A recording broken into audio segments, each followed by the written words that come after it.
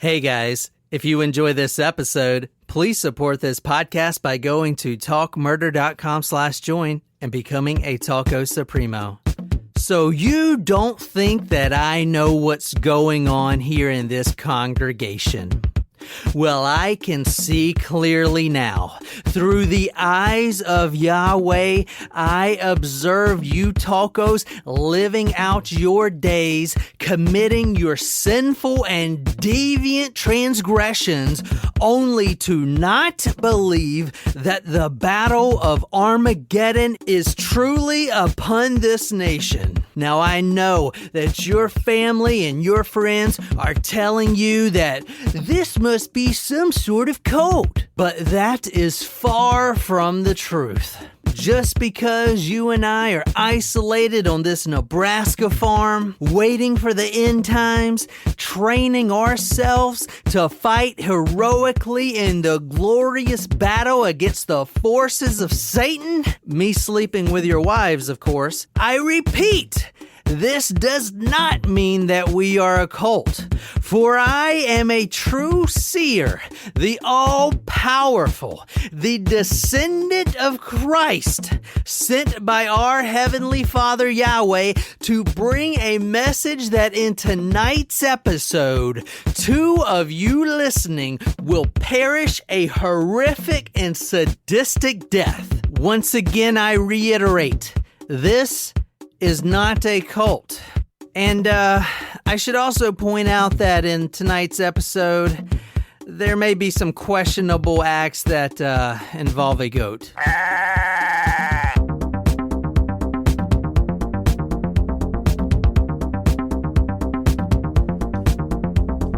Tonight's hint was Armageddon. And this... Is there any alcohol in here? Yes, it's actually mostly alcohol. It is the Firefly Lemonade vodka, which by itself is delicious. And that's coming from someone who doesn't typically enjoy vodka. Yeah, that's true. And we also have some raspberry pucker and peach schnapps with some club soda. So this is our Armageddon drink. It originally called for Deserono, but I decided that it might be nice to have some raspberry peach lemonade on this summery holiday. So is this anything similar to the recipe? yeah, it called for the raspberry and peach schnapps. Oh, okay. All right. But That's I close. added the... It's really good. Yeah, it is good. If it weren't so late at night, I might have to go get some more. But sadly, we are now out of the vodka. Surprise shots! Surprise shots! We don't know what they are, because they're a surprise. It is Jack Honey. Why are you flinching? Because she doesn't like whiskey. I know, and I picked it. I was trying to go with what was lower. So tonight we got a very special episode for our Taco Supremo and supporter, Steve. Hello, Talk Murder podcast crew, Jen and Mr. and Mrs. Perry. Hope things are going well. Calling on the Mike Ryan case, Evil Harvest book. I really appreciate you guys doing this. Also doing Skidmore with Kenneth McElroy for my request as well. That was a great episode. Growing up in the Midwest around St. Joseph, Missouri, used to spend time around Skidmore and then up around Rulo, Nebraska, hunting and fishing when my grandma had a place at a lake, big lake, right across the river, Missouri River from Rulo. Used to spend time up there, used to mushroom hunt the hills in that area for morels, and graduated high school 86. Right after all this was going on with Mike Ryan. The book came out in the early 90s, read it, found out more about what was going on in that area. Pretty amazing, pretty disturbing what Mr. Ryan did to the 5-year-old. I think it was, I can't remember his name now off the top of my head, but his father and the other gentleman that perished up there in his little cult that he had going on. Can't wait to hear the episode. Appreciate you guys and all the time you guys put into these stories for us tacos. Really, really appreciate it. Have a good one. Thank you. We're starting tonight off with my favorite segment, a verse from the Bible. A reading from the Gospel according to Matthew. The sword of the Gospel. But whoever denies me before men, I will also deny him before my Father in heaven. Do not assume that I have come to bring peace to the earth. I have not come to bring peace, but a sword. Is that a quote from Dwight Schrute? Or is that actually from the Gospel? That's from the Gospel. Jesus said that? Jesus, our Lord and Savior, had spoketh that to thou, to die, to thee. Nicole, can you please read this? This is from the Lincoln Star. Well, actually, I just gave it away. We are going to Warren Buffett country tonight. Nebraska? Ooh. We're going to Nebraska. We're going to the tip, just the tip of Nebraska. So very, very southern eastern tip. Like right that very pointed, hard tip in Nebraska. Right there, the tip. But if they're wearing pants, because you said the southeast. So Nicole, where does Right? that? Like, doesn't that happen? Like, it's like stays like down and to the side? Nicole, can you please read this? This is from the Lincoln, Nebraska Star, Friday, July 26, 1985, page 13. I'm drunk. Cheryl Gibson, arrested in Rulo raid, goes to Kansas to face custody charge. Authorities seized 14 automatic rifles and 150,000 rounds of ammunition in the raid. Cheryl Gibson is actually extradited to Kansas. I'm sorry. This farm that they raided was in Nebraska. It's the Rulo, Nebraska, very small town. In fact, let's see what's going on there. Let's look at TripAdvisor right quick. Ooh, for yeah. Rulo, That's one of my Nebraska. I love favorite. doing this. Favorite segments. What was the last one? It was like there was only literally one thing There was to an do. elk petting zoo or some shit. An elk reserve. And Button Willow. That's Button what Willow. it was. Now, let's see. This is from TripAdvisor, Rulo, Nebraska. The top things to do. Wild Bills. I want to go there. Nice. 12 reviews. Oh, can we read the reviews, please? Look at this shit.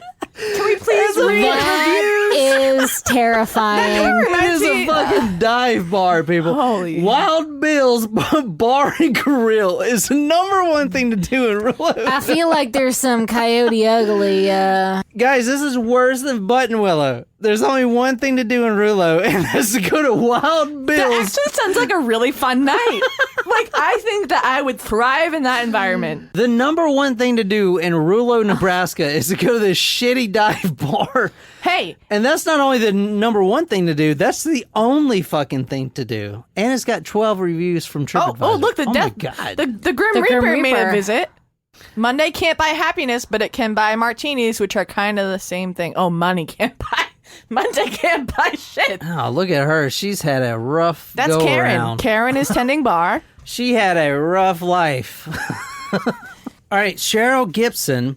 Now, she is going to become important later on the episode. She is actually a missing person at this time. Or not this time, she was found with her kids. Oh. She had a couple kids with her husband, Lester, and she goes missing. Lester. She goes missing for 14 months. And guess what? She's found on this farm. Alive? This little cult? farm on Nebraska. Huh? Is she found alive? It's a cult. You said she was extradited, so she must have been found alive. Well, she was extradited. That means She's what? She's She's been a criminal. incarcerated. Exactly. So she's got Alive. a felony. So she was extradited back to Kansas. It's not really a raid that went on. It's not like they went in guns blazing. They did have about 80 officers lined up to go raid this farm, but they ended up bringing I'm just going to say it, the leader of this cult Yes, it's a cult story. into the police station. They kind of tricked him into coming in, and they arrested him there. So it wasn't like this big shootout thing like Waco, boring. Texas, which is a great documentary on Netflix. The actor, I don't know his name, he did a fantastic the guy from job. Friday Night Lights. Yeah. Keanu Reeves? He kind of looks like Keanu Reeves. He did a Kitsch, fantastic Taylor job, Kitsch or and it something. makes you really wonder if we should have meddled in their affairs anyway, because the Waco, Texas guys, I mean, were they really hurting anyone? Yeah, he was banging like 30 women and having children with all of them, but come on, man. That's like every cult leader. Did you know that Chip and Joanna Gaines are from Waco, Texas as well, from your favorite show, Fixer Upper? Excellent paint color choices. 11 children total that were found on the farm in Rulo. Now, as you saw Rulo, Wild Bill's, I bet if you go to Wild Bill's, they know this story. Oh, yeah. Hell yeah, they know this story. This is the only story in the fucking Rulo, Nebraska. 11 children in total found. And before we go any further, Steve, I'm already drunk, so if I sound like sloppy as shit, it's your fault, Steve. All right. The reason the authorities got involved in the first place is because they captured 2 other people that were living at the farm. They were stealing stolen equipment from a nearby farm, and they actually got pulled over by the police. Plus that, and neighbors were complaining that were other farmers around the area that they were hearing automatic fire at night. So automatic gunfire. And you guys do know that it is illegal in the United States to own an automatic weapon. Correct. You can only own a semi-automatic weapon. That's true, yeah. So semi-automatic. If you do convert your, let's say, AR-15 or M16 or whatever to fully automatic, you're facing 20 years in prison. If you guys remember the Vegas shooting, he was using the bump stock, which is kind of like a workaround for the automatic. But, you know, his was kind of mounted in that hotel room, so he had complete accuracy. But just wielding an automatic weapon, like an AR-15 or something, it's really not that accurate. Number one, if you're going to combat or anything, you got to remember every round that you have, you know, could possibly be the thing that saves you. So you don't want to just start spraying everything because you don't carry thousands of rounds with you. Every round that you have is Rambo. on your chest, on your vest, right? So you want to conserve ammo, but also use it wisely. So having an automatic is really ridiculous, in my opinion. But they are illegal, and they will get you 20 years in prison. Wow. So Nicole read earlier from the Lincoln Star, authorities seized 14 automatic rifles. So that alone is a lot of prison time for a lot of people. 14 automatic rifles. And now, don't quote me on this, but I believe the current law is 20 years in prison for an automatic rifle. Dang. Now, you can't buy an automatic rifle, so they got to be modified, you know?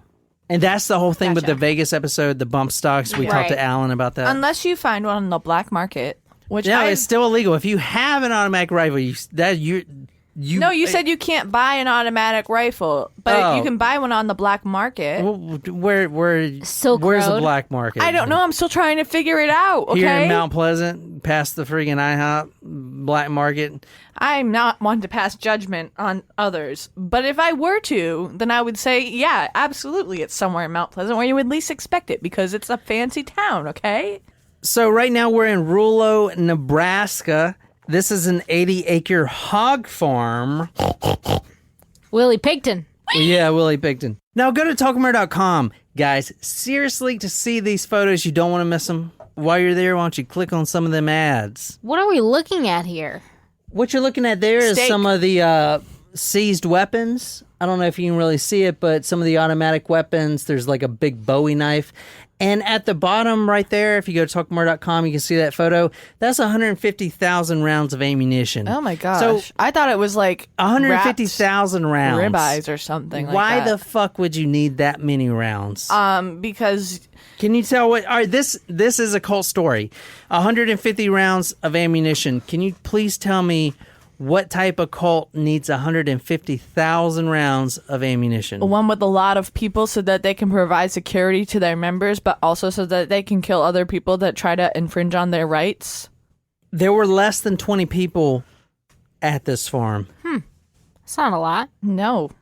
That's like less than an average class size in the United States these days. So what you're seeing now is the farm at Rulo. Nicole, can you please tell me what you're seeing here? I am seeing a Talk Murder to Me rape van. I'm seeing cornfields or just big weeds. Trucker hats. Yeah. People, they're looking for something. That guy in the has a really big nose. They're digging for something. You know what they digging. say about big noses, right? Lots of Kleenex. Yeah, that's true. They're looking for something in that dirt there. They're looking for something in that dirt. I'll tell you that right now. What they gonna find in that dirt? That looks like a bag. Ooh, that's that a body definitely bag. looks like That's a the body body. bag. That's a definite That's body like what bag you saw at the right there. beach. That's a body bag right there. They found HK-91s, German made. 308 caliber rifles. They had KG-99s, 9mm pistols, which were actually converted to automatics. They also had 22 caliber rifle and pistols, which some of those were converted to automatics as well. They had several thousand rounds of 308 ammunition and about 2,000 rounds of 45 ammunition and several thousand 9mm rounds. They had bricks, 5,000 rounds per brick of 22 caliber ammunition. They also found 2 bodies, and you guys saw them digging one out of the grave, the shallow grave there. I'm putting that video, Giphy, on talkmore.com, so be sure to go there. The 2 bodies include one Luke Brandon Stice. No. Born October 18th, 1979, died 1985. Cause of death? Murder. 2 bodies, both murdered. The tombstone says, "Thou lost to sight to memory dear."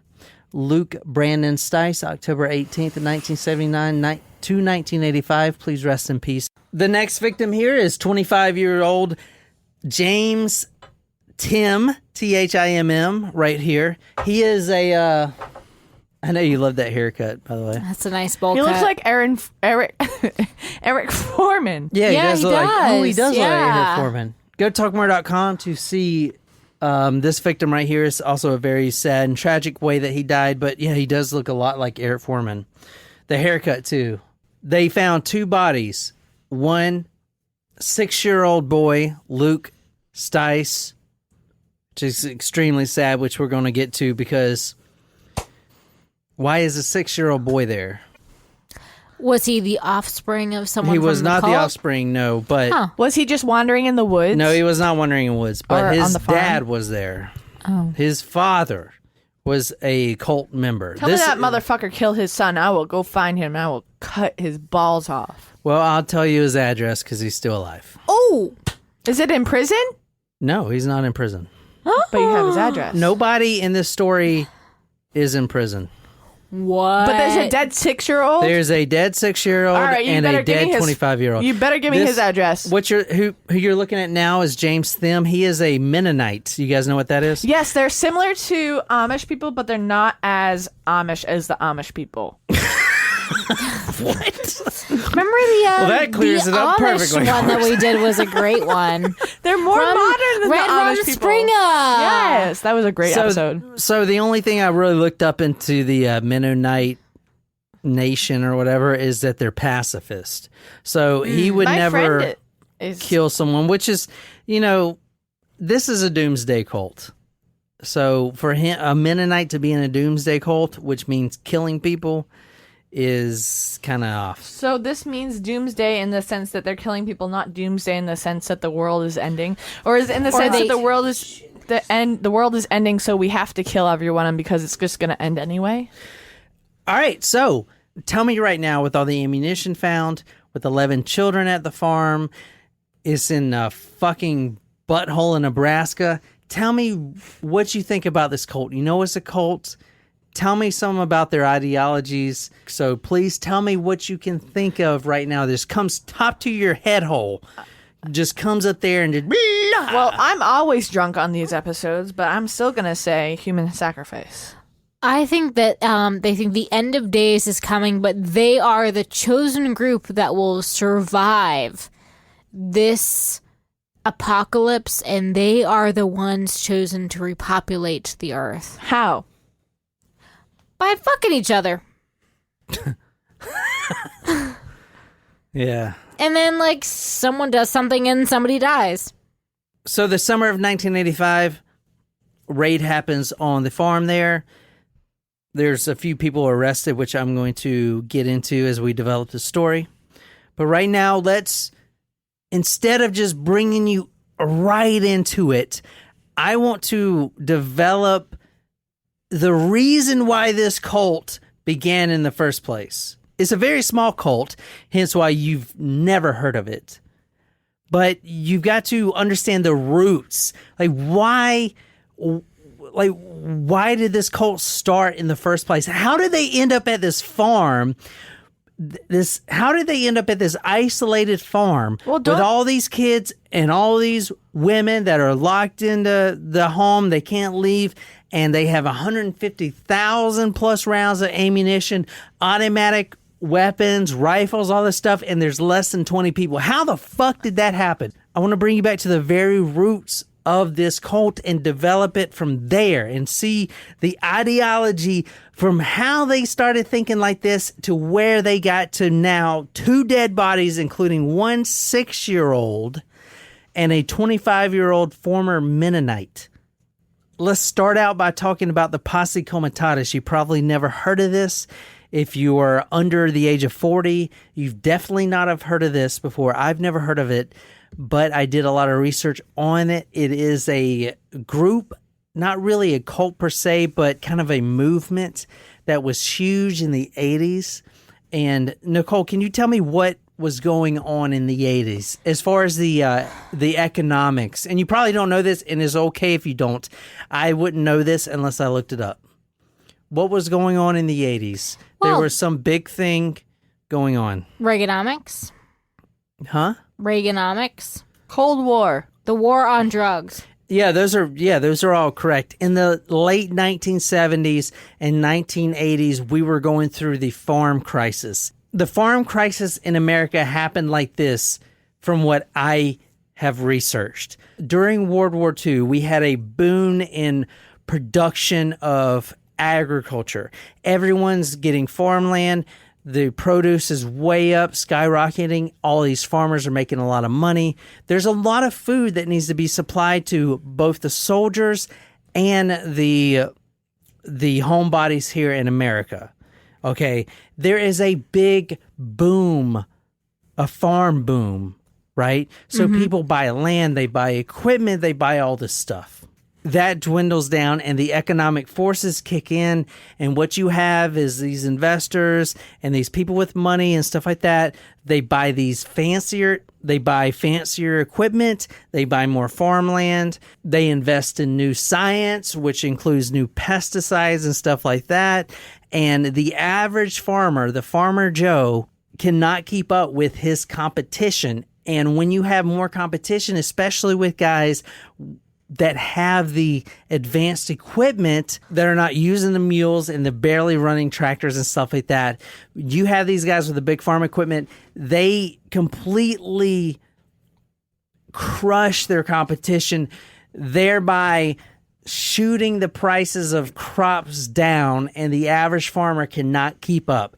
That brings us into the 1980s farm crisis. All these farmers that had inherited land and stuff like that, they cannot produce a crop that will get them paid at all. And if they do produce a crop that gets them paid, it's usually just enough to pay their debts for their land and the equipment. Right. Therefore, we enter the farming crisis. And this is very important to this story because these farmers are now unemployed and they are losing their land because a lot of their farmland is owned by the bank. And if they cannot make payments on the land, they lose it. Right. This was a big thing in the 1980s. Does that make sense? Mm-hmm. Yes. I know I'm really fucking drunk. It's good it makes background. Sense. But it's also important to note that this is why it's so important to buy fresh and buy local. Support your local farms and support your local business owners. I don't believe that. Okay. I do. I don't believe that. And I'll tell you why. And I'm not trying to shit on your ideas, but this thing, you don't have to try very hard. You do this same concept happens over and over and over again. Think back to the Industrial Revolution. We had these people like us, you and I, regular people that lost their jobs due to machinery. Yeah. That can do stuff like, think of Henry Ford in his factory. Well, I mean, they're not making cars by hand now because they got machines that can do it. Well, right. That's kind of like now with like the self-checkout machines. Exactly. So these people are called Luddites. That's their name. That's the terminology. Yeah. And it's been going on for centuries. Even before the Industrial Revolution, every time a new technology advances and basically takes their jobs, there's a Luddite movement. So the farm revolution is another form of the Luddite movement. There's going to be more and more Luddite movements as we progress through society. That's just how it is. It's always going to happen that way. So I have a question for you, and I don't mean to bring this way off topic, but it probably will. So the CIA dropped documents recently about us living in a simulation. What the fuck? And I The just CIA did? Yes, it's true. When? Why do? Number one, why do they drop documents like? Where did they get documents like that? Because there's nothing else to do during the COVID pandemic. Come on, like, Okay, I'm about to do a podcast about Hitler. dude, you have top physicists. And they not just did a believing thing- in simulation. Okay, I think simulation that's is fine. complete cop-out theory. No, you agreed with it for a while. For a It second, is a complete cop-out. It is saying that I can't figure out how this planet and this whole universe started, so I'm just going to assume that we're all living in a fucking computer. Okay. All right. Well, maybe. All right. They also recently developed maybe a way to time travel, but I'm not trying to divert the situation. According to Stephen Hawking, time travel is a paradox. You cannot go back and kill your mother and be born. I would stop the dude who ate a fucking bat in China. If we were living in a simulation, all the people who were controlling the actual simulation would just be like, oh shit, they figured it out. Unplug. Like The Jen, Sims. No, listen. If like we're, I'm going to say one thing. If we're living in a simulation, here's the only thing that you can do. You got to be entertaining, okay? Hence 2020 with all this Yeah, for bullshit. real. Oh my Because God, you I have saw got the to funniest entertain. meme. You have got to entertain and appease your guide, aka the fucking nerd that's living in his mom's basement Don't that make fun of has God you that on the way. fucking computer. So if you want to make more money and you're not getting as much for it, why you try to work more land? This creates more surplus and more problems.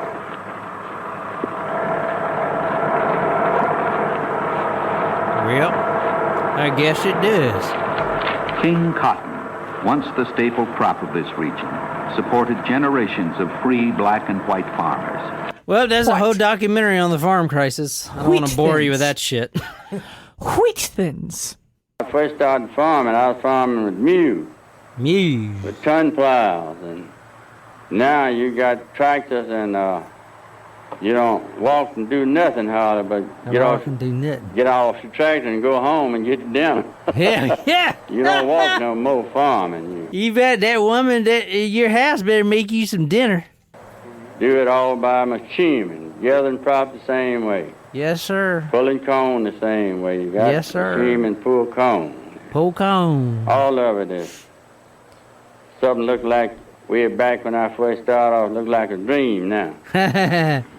Guys, before we go any further, I need to tell you about this guy, James Wickstrom. Now, he is the ringleader, if you will, of the Posse Comitatus. Now, if you were over 40, and no judgment, I promise, you've probably heard of this on the Phil Donahue Show and the Larry King Live Show.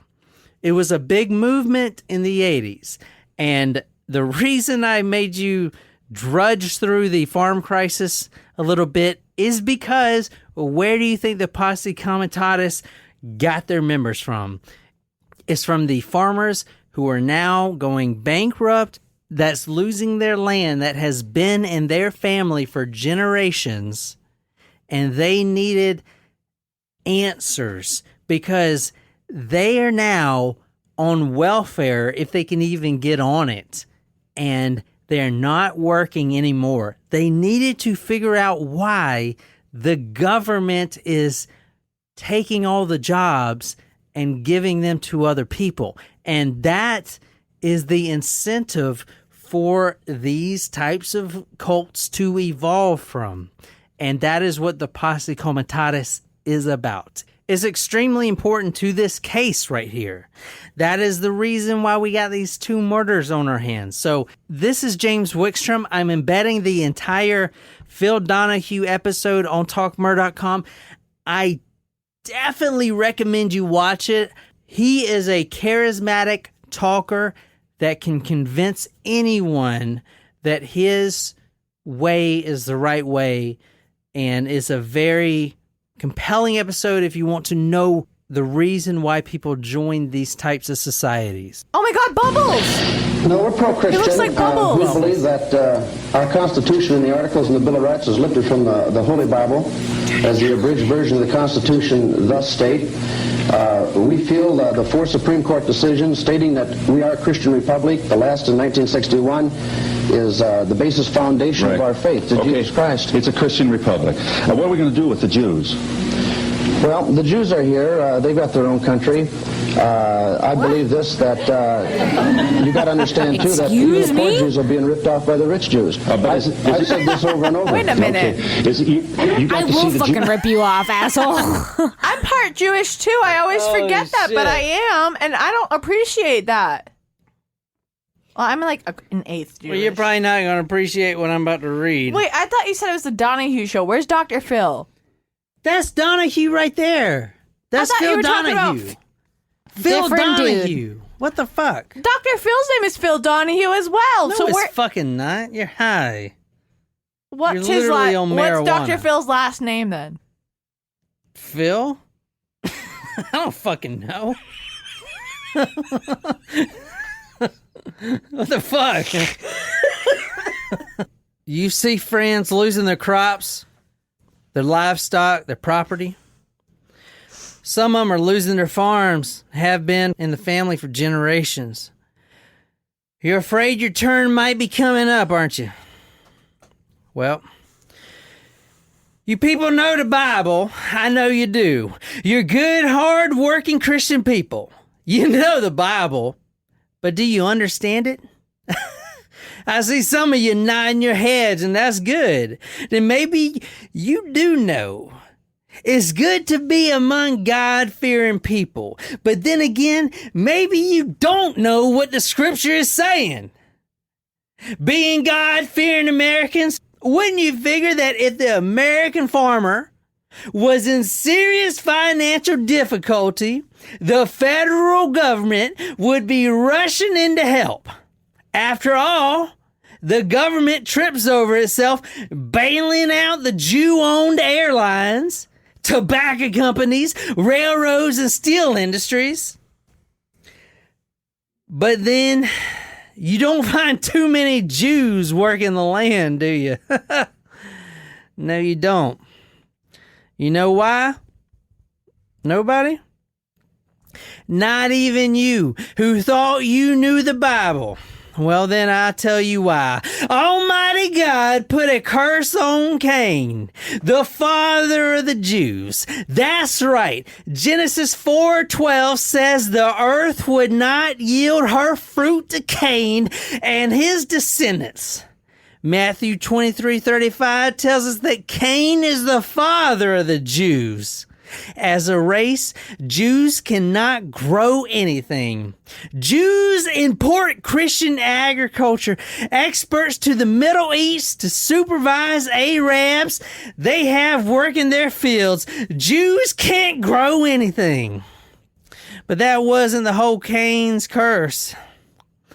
Now God condemned Cain and his descendants to be vagabonds in the earth from that time on.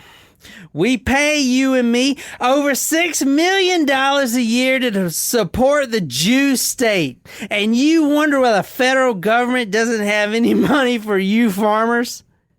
Well, the Jew-run banks and federal loan agencies, like a pimp and a whore, working together as they foreclose on thousands of farms in America right now as I speak. Now the farmer is in debt up to his ears, and guess what? The Jew banker, who had already gained real control over the land and money values, started to increase the value of farmland. He fooled you, didn't he? Yes, he did. You believed you were getting ahead, didn't you? They got you. The Jew banks and federal loan agencies are committing treason, extortion, and outright theft against the guise of law and so-called human liberty. And they are doing this under the eyes of Almighty God, Jesus the Christ. We must rid ourselves of this wickedness. Yahweh is the God of war. He came not to send peace, but to send a sword. Soldiers of Yahweh are here to bring in a kingdom and destroy the wickedness of the land. And the Academy Award goes to Jonathan Perry! Wow, that was very well done, sir. This is not my opinion. I'm reading quote from this belief system. The belief in the Bible is that Jews are the chosen people. We all know that from what the Bible says. This Aryan nation, yes, neo-Nazis, it's all the same shit. They believe that that was a lie. The true chosen people were not Jewish at all. No, they were white with blonde hair. They were and blue white with blonde eyes. hair and six-pack abs. And little Charlie Chaplin mustaches. Jews are from the seeds of Satan. Jews are the descendants of Cain. Most of death, suffering, disease, and malice around the world, we owe to them. But I thought Abraham was the father of the Jewish people. Satan is against us. We are in a time of war. Jews control the world banks. Jews screw others in business. Jews own all the distilleries. Distilleries make the booze. Booze hurts people. People like you and me and Jen. Jews were responsible for abortion. Jews were responsible for chemical dumps. Jews don't read the Bible. Jews read something called the Talmud. Did Jews produce crops? No. Yahweh has said that this land will be barren at their feet. All right, so Wickstrom believes that the battle is coming. Quote, blood would flow as deep as the horse's bridle. Now, this would mark the beginning of the United States becoming the New Jerusalem with a purified race. Quote, white Anglo-Saxons are the true Israelites of old, God-chosen people. You will see tidal waves and earthquakes like you never seen before when Yahweh stretches out his hand. Yahweh is a vengeful God. Sons of valor, soldiers of Yahweh, don't turn to your president, your governor, your state leaders. Read it, Jan. Do you want to know what happened in that garden in Eden? Hell yeah, I do. Eve did beguile Adam all right, but not with an apple. She beguiled him with sex. She had sex with Adam. Oh my God. He took something from her, but it wasn't a piece of fruit. What was it? And you know what? That experience changed both of them. Really changed them. Oh. What Wickstrom was preaching was the two-seed theory common to white supremacists. The two-seed theory. Now, this is in white supremacy, all the Aryan nations. All the white supremacy groups preach this. It is basically that Adam and Eve didn't have coitus, but Eve, and I believe this because if it wasn't for Eve, then Adam wouldn't have sinned. Oh, yeah, sure. All right. So Got it. instead of Adam, she had sex with that serpent. Ooh. Crawling around, getting in her vagina. She had sex with the serpent. Well, I mean, she could have been confused. Well, she was probably fucking drunk or something. It probably is like a dildo. Like one of those double-headed dildos. You stop. Snake. I'm a snake. I can't wait to go to IHOP with you two later. The story went that after Cain killed Abel, he ran off to propagate with various tribes, spreading his demon seed. Demon seed. Accordingly, all Cain's descendants were an impure race: blacks, Orientals, Hispanics. Well, that's not right. Okay, so the forbidden. Well, that's fucking racist. Yeah, that's not right. Okay, so the forbidden fruit was actually Eve having sex with a serpent. Yes. Well, snake. like this, I'm a snake. well, after she took a bite of the forbidden fruit, She took a bite of that she hot didn't apple. have sex So with she- Adam. She had sex with She the got snake. totes horny. Let's move on from the white supremacist Aryan nation bullshit. Wickstrom, who you met earlier, was the leader of the Posse Comitatus, a certain individual that went to one of his meetings, you know, because they have these meetings at these town halls or whatever, where they preach this Jew-bashing, Jew-hating bullshit. You know, the federal government is taxing all those, I don't know, all this shit, right? This white supremacy bullshit. At one of these meetings, there was a guy named Mike Ryan. Now, let me tell you a little bit about Mike Ryan. I know he's got 2 first names, but he was a truck driver that got disabled on the job. Okay, so he's out of work and he's still paying for his truck. Shout out to our Supremo truck drivers, Rowan and Abby. He's paying for his truck, but he got injured on the job. So now he's got 3 kids and a wife, and he cannot support them anymore because he's a truck driver out of work. Okay, so now guess what? He's on welfare. And he attends one of these groups from Wickstrom, the guy that was on Phil Donahue, preaching about the Jew banks taking your jobs. They took our jobs. From South Park. They took our jobs type of sermons. And this really appealed to this guy named Mike Ryan. Now, Mike Ryan is the ringleader of the cult we're talking about tonight. Mike Ryan, the truck driver who is now out of work and on welfare, really took to this message. He knew that he always despised Jews, but the Bible says Jews are the chosen people. Now, this is a different message.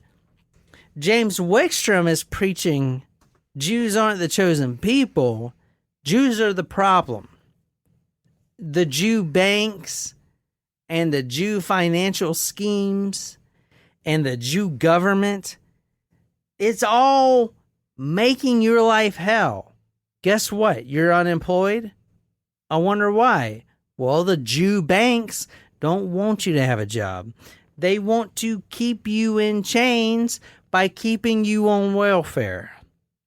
This really appealed to Mike Ryan. Now, Mike Ryan, he's a big guy. That's him on the left? Yeah, that's him on the left. And actually, go to talkmurder.com to see this photo. This is one of the famous photos of him. He is with his son, Dennis Ryan. I believe he is 15 at the time. Dennis Ryan was also in the cult. So you had the Posse Comitatus. Mike Ryan was really gung-ho about the Posse Comitatus, but guess what? He didn't care about taxes and farmers and all this shit. He's not a farmer. He's not getting his land taken away. But what he really did care about is this Yahweh, which is God, you know, and these Jew bankers. Like, that message really sunk into his head. And if you go watch the Phil Donahue video that I'm posting on Talk Murder, you'll see a little bit about James Wickstrom talking about the Battle of Armageddon. So this story here is about a cult. It's about a destructive cult. The destructive quote unquote destructive cult is it's an end of the world cult, a survivalist group. So they believe deeply in the Bible. So they really believe in Revelations, that last book of the Bible where the end of times is coming. So these types of cults, which I didn't know there was such a such a defined classification of different cults, but there really is. There's a whole system of them. This is a survivalist ideological cult. So basically, they believe they are the chosen people and that the end times are coming. So Mike Ryan meets Wickstrom and has his revelation and eventually starts a splinter group, which is based solely on the end of times, not so much the taxation and all that stuff, but the end of times is coming. The Armageddon is coming and they need to prepare, which is why go back to the first 5 minutes of the episode when you heard they had 150,000 rounds of ammunition and all these automatic rifles and stuff like that, is because these guys literally believed that the end of days was coming, and that it was coming directly to their little ass farm town in Nebraska. But my question is, what did they believe that the end of times would look like? Did they think that a bunch of Jews were going to attack them? Is that what they thought the end of times? That's actually a really good question. Yeah. Thanks for asking that. They believed that the whites, now this sounds completely racist and we do not buy any of this, but this is what they believe. The whites are the true Israelites, the chosen people, and not the Jews, not the blacks, not the Hispanics. So when the end of times comes, the white nation, Mike Ryan, which I'm going to develop the story in a little bit, being the chosen one, the basically the angel that will control the whole battle of Armageddon. He is the chosen one that will bring the new Israel to the world, which basically means they'll start anew, and there won't be blacks, there won't be Hispanics, there won't be Jews. There will just be whites. There will just be the Aryan Brotherhood of whites. So this is what they believe. So Mike Ryan, the trucker who was disabled on the job, is the second, according to this group. According to him, and he really did believe this. According to him only, or this group? No, according to the 20 people he had under him. Mike Ryan doesn't give a fuck about taxation and shit like that. This guy is a fucking train wreck, and he just wants to control people. So he is going the religious route. And the Yahweh, which is God, that's the route he's going. So that's where we're going now. We're reading from the book tonight, Evil Harvest, the true story of cult murder in the American heartland. So if you hear the word Evil Harvest, you know that this is about the farm crisis and a cult that branches from that. This is by Rod Colvin. It's a great book, man. It is really good. I literally was up the other night, 2 a.m., and I did not want to go to bed because I wanted to finish it. It was a fantastic book. It's definitely recommend this book. It's crazy, but we are reading from this tonight. He was a journalist that covered this story. Is very well written. I definitely recommend it. I had only 2 interviews with Mike Ryan, the leader of the cult. After the first interview, Ryan wrote to me saying he'd ask his God, Yahweh, about doing a second interview, and that he'd been instructed by his God to say no. So Mike Ryan splinters off from the Posse Comitatus, and he starts his own little cult, and is not based on taxation or much less the Jews or anything else. Is basically him asking his God Yahweh for instructions, and those instructions are clear. That is, the Battle of Armageddon is fastly approaching, and you better stock up on ammunition, you better stock up on food, and you better have multiple wives and getting them pregnant in a little farm town in Rulo, Nebraska, and wait for the end times, because you are the chosen one, even though you will die in the Battle of Armageddon.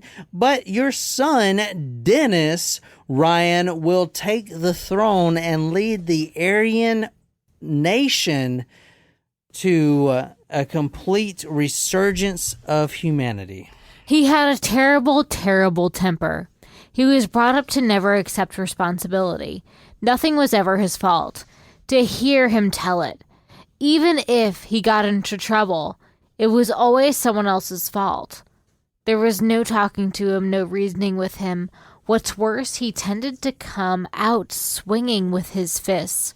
Ruth cowered before his temper, ending up with bruises and broken glasses. Was Ruth his wife? Yeah, so Ruth was his wife prior to him meeting Wickstrom. So basically, this is how it goes. He goes to one of these meetings, the Posse Comitatus. He meets Wickstrom, and Wickstrom does the arm test, which didn't work for us, but it was a miserable fail. But what is the purpose of this arm test? It works, and I'll go into that. But he did the arm test, and he convinced I've seen it before. Mike Ryan that he was something special and that he was basically God, a descendant of God, and he was actually an Archangel Michael. Okay, but that really set him off. So let me tell you a little bit about Mike Ryan. He tells everyone that he was in the Special Forces in Vietnam and that he still does missions for the CIA. If you read the book Evil Harvest, you'll see that. And none of that is true. Okay. In fact, he did try to join the Army, but they denied him when he was 16. Why? Did he have flat feet? No, they denied him, and this will get into, and you'll really... Sounds like it's impossible to get denied from the Army. It is literally impossible to get denied from the Army. I can promise you that. But they denied him, and this will be really hilarious to you once you realize how much of a shithead this guy is. They denied him because one of his testicles has not yet descended. That's why they denied him? His ball has not dropped. You know, Jen, let me tell you about puberty. So before you go through puberty, your testicles are kind of raised up, kind of almost inside of you, but not really. And then when you go through puberty, they kind of drop. Not just like all of a sudden, just like, there they go. Why are you looking at me like that, Jen? I feel like I'm literally trying to teach you something and you're not listening. What do you do with the Green Berets? David asked. I blew away all those fucking gooks, even women and children. I didn't give a shit. Ryan's eyes were hard and cold. They pulled me out to join an intelligence unit, the CIA. I was in charge of putting together torture devices. I had devices for taking their fingers and skinning them alive. Around this time, Mike Ryan started claiming that he was the Archangel Michael, the warring angel of God, and he alone would lead the battle of Armageddon. Now, Mike Ryan would die in battle, but his son Dennis would take his place to lead the new world. If you want to read this is from the book Evil Harvest. Most destructive cults had a persecutory delusion that someone was after them, be it communists or Satan. It was always good against evil. All issues were black and white. This impending doom created a state of chronic fear and destabilized. So this is a destructive cult. This is the terminology used for these, the end of the day cults, that you think of. These had the same similarities. They stockpile food, they stockpile ammunition, they wait for the Battle of Armageddon, just like the Bible says. Ryan was alone in his living room, late at night, the first time he heard the voice. A voice, loud and clear. It frightened him. He remembered Steve Patterson accusing him of having the demon seed of the devil in him. He wondered whether the voice he had heard might have been the voice of Satan. But as the voice sought him out, it spoke in a soft and gentle tones. "Son, I love you," the voice said. It was the voice of Yahweh. I hear voices sometimes, but they told me it was something else. Every decision made from now on will be from this thing called the arm test, which I actually tried with Jen, but I did not do successfully. Anyway, it was all to Rick's advantage. He was now enjoying favored status with Mike Ryan. Rick became Ryan's right arm man. It was Rick's arm that Ryan used most often when he communicated with Yahweh. Protocol demanded that Mike speak with Yahweh on all important issues. However, the men could use the arm test among themselves to receive instructions about mundane issues or daily chores. Okay, so this is supposed to work every time. It's called the Pinocchio's Arm, a lie detector test. Now, what we're reading from now is from Scientific American. Now, basically, here's how it works in a nutshell. It's a lie detector test. And this is what convinced Mike Ryan to start his own cult. Because Wickstrom actually performed this on him. And I'm not a scientist by any means, but when you put out your arm and someone is trying to push down on your arm, you can keep it pretty steady. You can keep them from pushing it down. If you are saying something truthful, it takes less brain power for you to tell that because it's something that you believe wholeheartedly, and you can just say it and not have to devote all this extra brain power to. Therefore, you can multitask in keeping your arm straight. And I'm sorry if this doesn't make any sense to you guys. No, it does make sense. If you are lying, on the other hand, or if you're saying something that you don't fully believe in, you are dedicating some of your brain power to forcefully telling a lie, which takes away the energy from you holding your arm out straight. So if you are diverting that energy away from your task of keeping your arm straight because you are telling a lie, the person that is trying to push down on your arm will be able to get your arm to move down because you are not completely focused on holding your arm straight because you are focused on telling a lie or something that you do not fully believe in. That is the gist of the Pinocchio's arm test. It's a scientific phenomenon. It's been researched and studied and mapped out by psychologists. And I'll link to that on Talk Murder, and I'll link to the study on talkmurder.com. You can read all about it. But it is something that is hard to explain if you do not know the psychology behind it.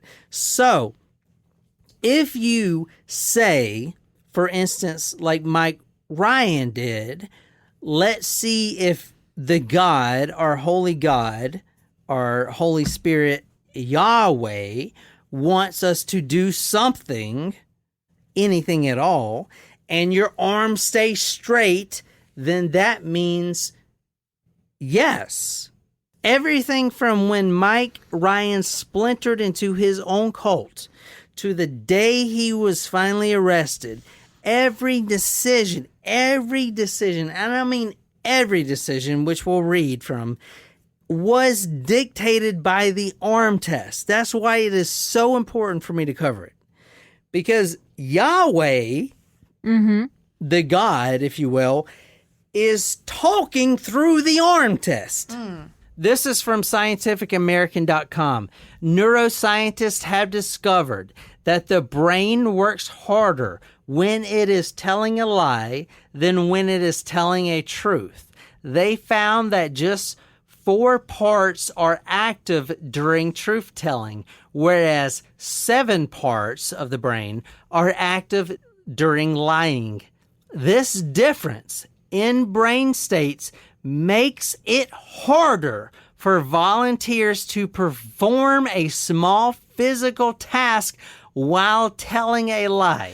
As a result, your volunteers had a harder time performing well on a task to hold their arm up while their brains were busy telling a lie compared to when their brains were engaged in telling the truth. And guys, I did not go into detail about everything, but let me just really quickly glance over it.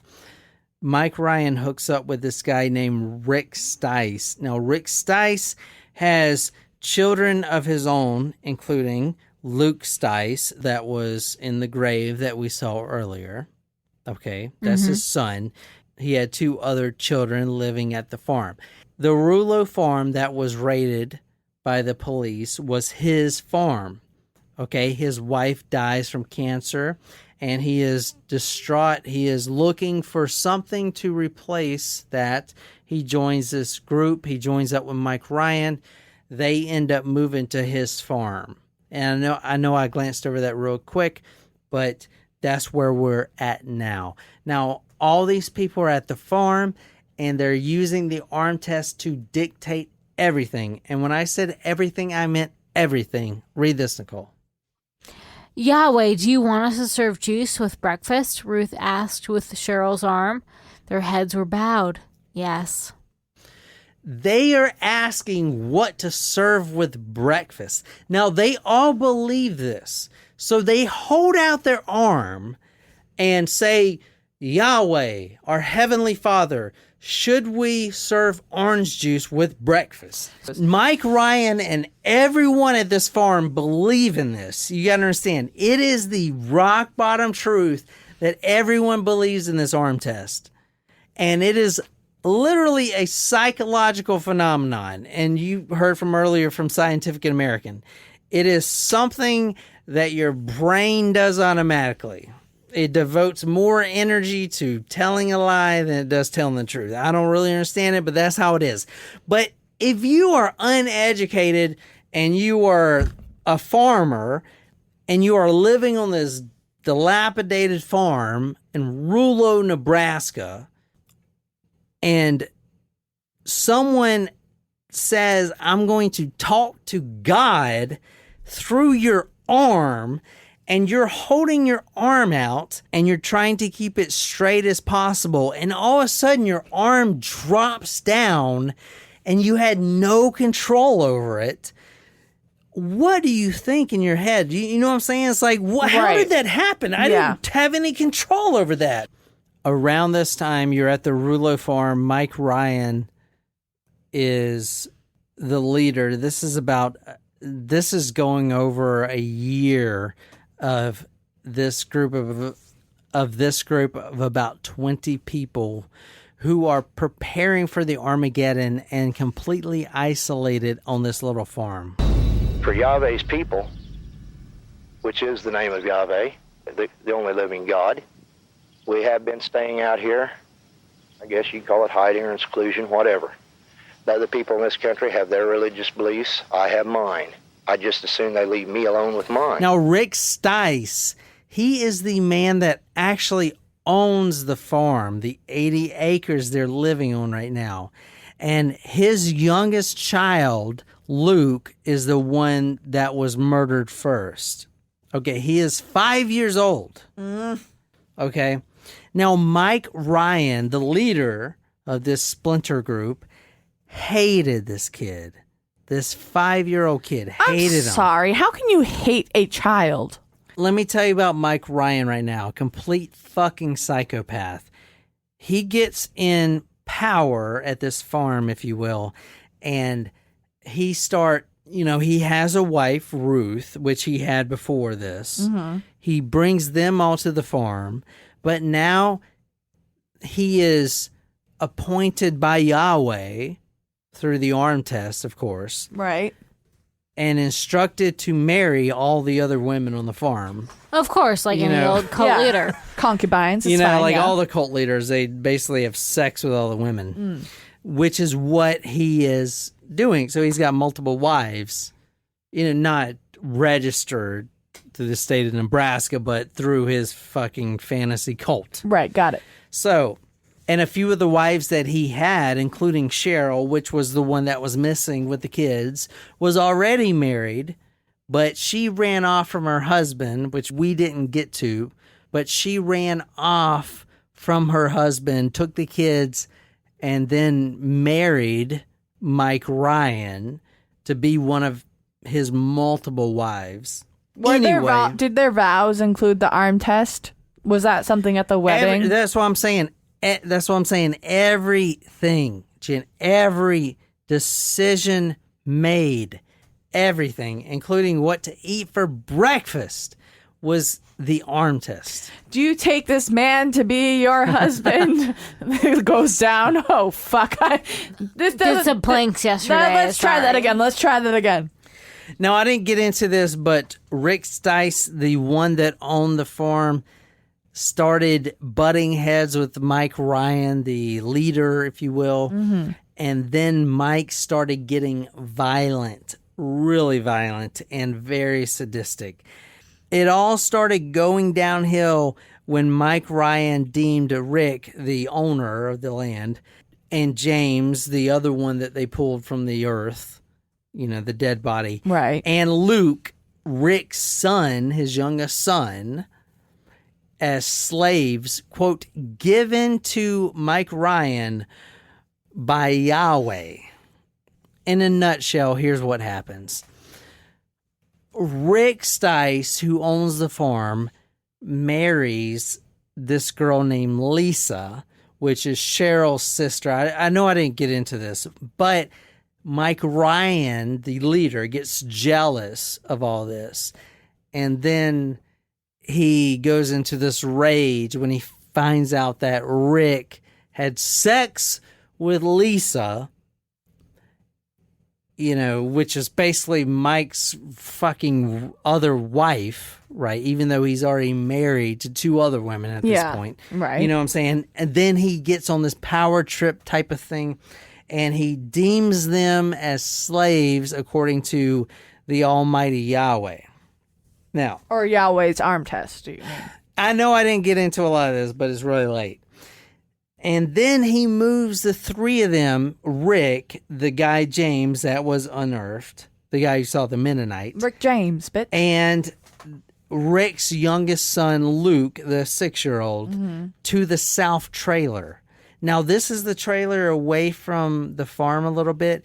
Mike Ryan basically goes out there and performs his sadistic acts on these 3.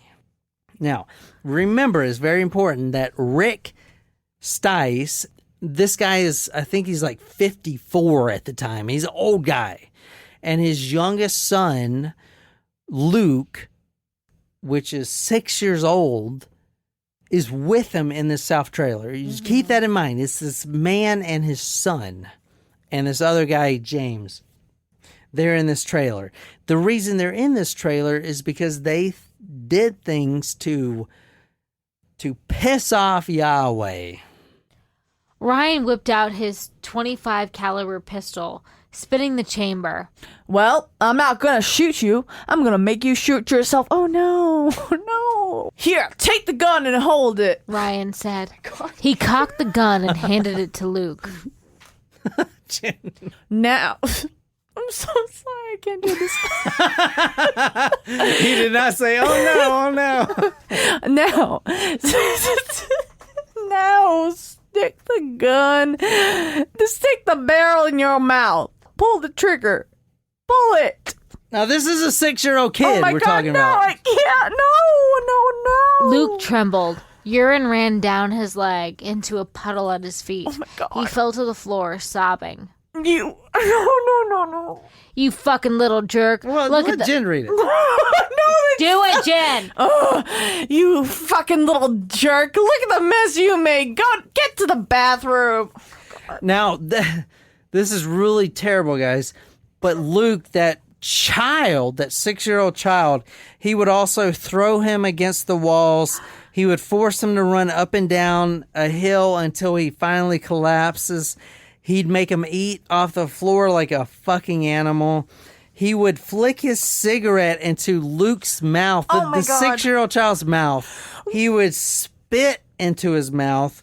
He would dunk his head into the full bath and hold it there until Luke passes out.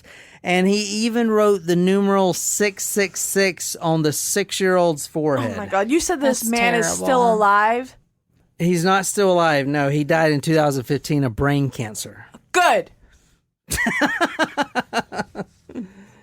So he is beating the shit out of this guy's son, who is also in the cult. And Rick is letting this happen. Do you understand that? Yes. Like, he is watching Ryan flick his cigarettes into a 6-year-old's mouth.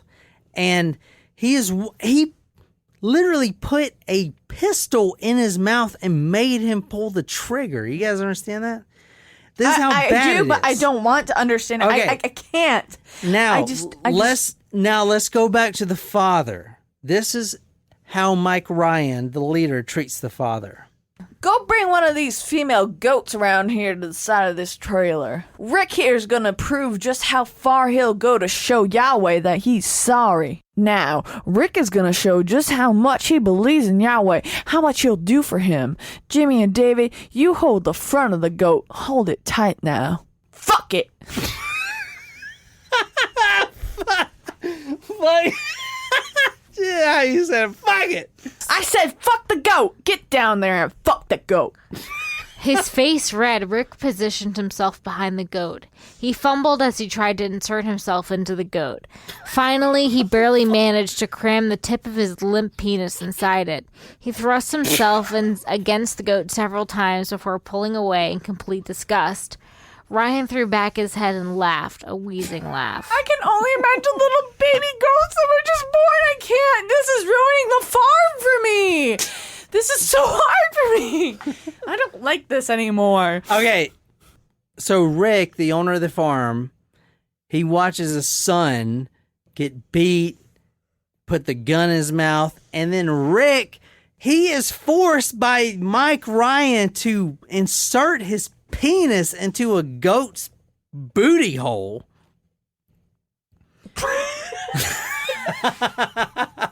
What the fuck? No. Okay, you guys understand this. This is how fucking crazy this is. All right, not only that, but Rick also has to get it himself. If you want to read this. I don't want to, but I know that I have to. Oh my god, I can't. This is the first line. Rate it! I said fucking rate it! I said fuck it! I said fuck him in the ass, damn it! Ryan shouted at James. Do it or get your heads blowed off! Rick was on his hands and knees in the middle of the bedroom. James, totally subservient now, pushed himself up against Rick. I can't! He said, exasperated. I can't get in! He pressed his flaccid penis against Rick. I hate being the voice actor now. I said, fuck him! You do what Yahweh says or you'll get it worse. Ryan ran down the hall and came back with a plastic syringe, the kind used by veterinarians. No. Here, stick this tube in his ass. That'll stretch him out.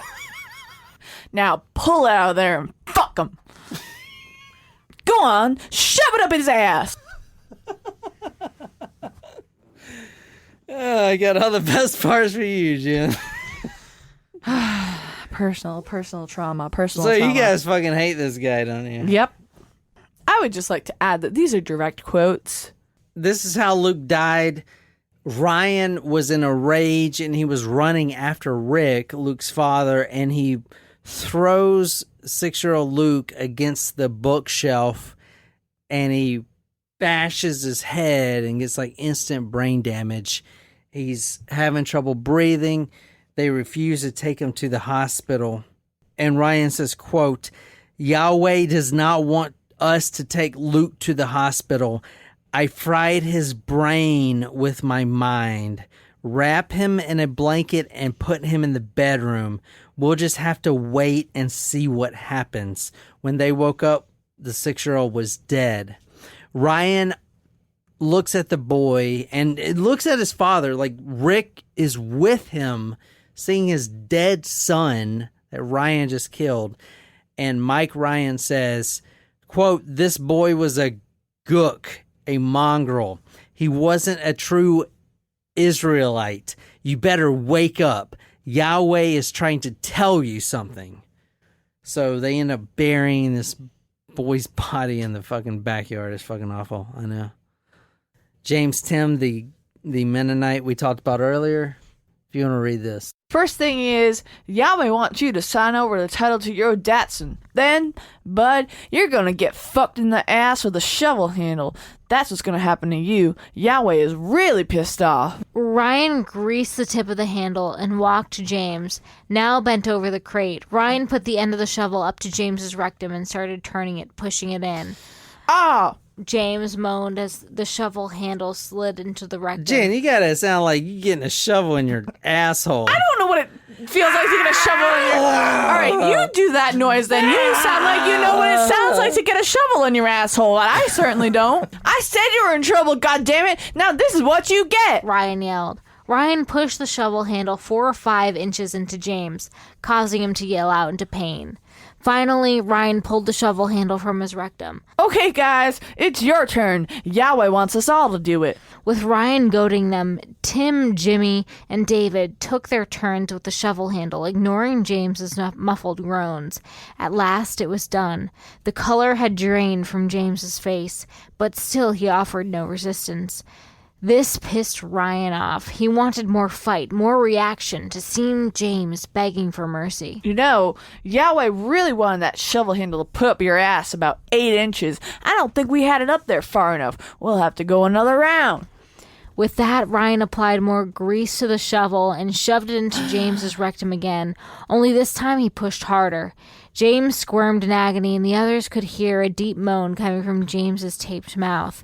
Dennis took a second turn, and then Tim. Hey, wait a minute, Tim said. It feels a lot different this time, looser or something. I think he's tore inside or is starting to tear. Maybe you know that Yahweh means business. We aren't gonna fuck around with you anymore. As Ryan lectured James, Dennis talked to Yahweh through Tim's arm. Are his bowels busted? Yes, was Yahweh's answer. James was pretty much a dead man. Now, he was weak already from all the torture.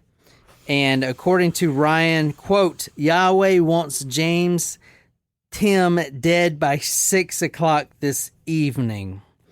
That's oddly specific. Yahweh wants me to show you how we skinned people in Vietnam. This is what Mike Ryan says. Again, Mike Ryan has never been to Vietnam. All right. Dennis, go get me some razor blades and some rubber gloves. Dennis ran for the house and returned with the blades and a pair of yellow rubber gloves. Ryan stretched the gloves over his hands and squatted down by James. James hardly moved when Ryan sliced into the flesh of his calf and cut a strip about 3 inches wide and 8 inches long. Ryan grunted as he jerked the pliers as hard as he could, stripping the skin away from the muscle. Damn! Dennis remarked. Once Ryan had pulled the strip of skin off, he dangled the piece of flesh in James's face. You thought we didn't mean business. Ryan laughed. Wow, this guy's a sadistic fuck, isn't he? Untie him. Yahweh wants the tips of his fingers shot off. So he blew every one of his fingers off. Oh my God. Now, James ends up dying because Ryan being 6'2", 250 pounds, stands on his chest and jumps on his chest like a trampoline until the life basically flows out of his body and he's dead. And they bury him about 6 feet away from the 6-year-old Luke. God. So, yeah, this story's crazy. But Mike Ryan actually is the only one that got the death penalty for this. And, well, at least somebody did. Well, he didn't actually go through the death penalty. In 2015, he actually died of brain cancer sitting in the Nebraska prison. So for you guys that think the death penalty is a waste of time, I can kind of see where you're coming from, because this happened in 1985 and he was on death row until 2015. Until he died of brain cancer. I'd like to think that brain cancer is a bit more painful than lethal injection or... But still, it's more than 30 years to kill somebody on death row. And guys, I didn't get to a lot of the story. Sorry, we were drinking pretty heavily. But it's a fantastic story. Thank you so much, Steve, for requesting this. I hope you enjoyed it. The small amount of detail I put into the story, but I really hope you enjoyed it. So what happened to Rice? all of the other characters in the story did get prison time. For instance, Dennis, which was Mike Ryan's son, he ended up getting like 20 years, but only served, I think, 12 or something like that. There were minimal sentences. He was only 15 at the time. Rick Stice, I think he got like maybe 4 years or something like that. It was all minimal sentences. And they got mainly sentenced for stealing, which I didn't really go into, but they had stole about $150,000 worth of farm equipment and cattle and stuff like that. So a lot of people got sentences like that, but the only people that got the death penalty, the only person that got the death penalty was Mike Ryan, the leader, and then his son Dennis got life in prison, but he got out of prison, I believe, in 1995, I think.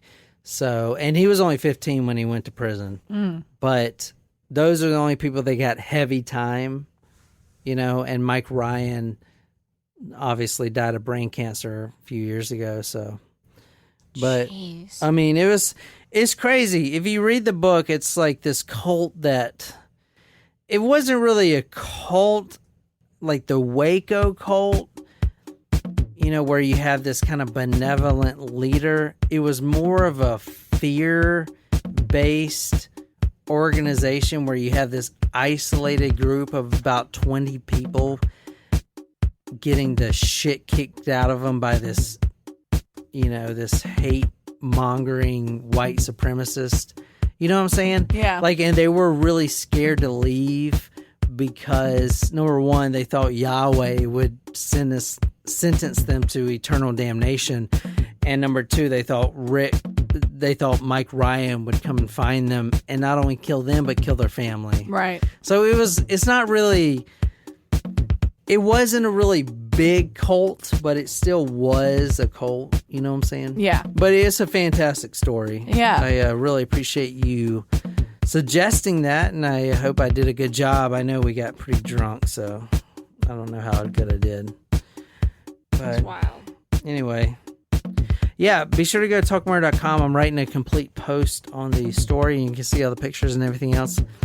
And that's the story, so I guess we're going to IHOP. If you've enjoyed this episode, be sure to hit that subscribe button or whatever podcasting app you use. If you like this story, you can follow us on social media, Facebook, Twitter, Instagram. If you're absolutely obsessed with this podcast and want to become our Yahweh, go to talkmurder.com/join. Become a Taco Supremo. Get a badass t-shirt, sticker, swag, a lot of love. Shout it out all over the place. Tell me what story you want me to do. I'll research it, dedicate it to you here on the Talk Murder Me podcast. My name is John, here with Jen and Nicole. And until next time, I said, fuck him. You do what Yahweh says or you'll get it worse.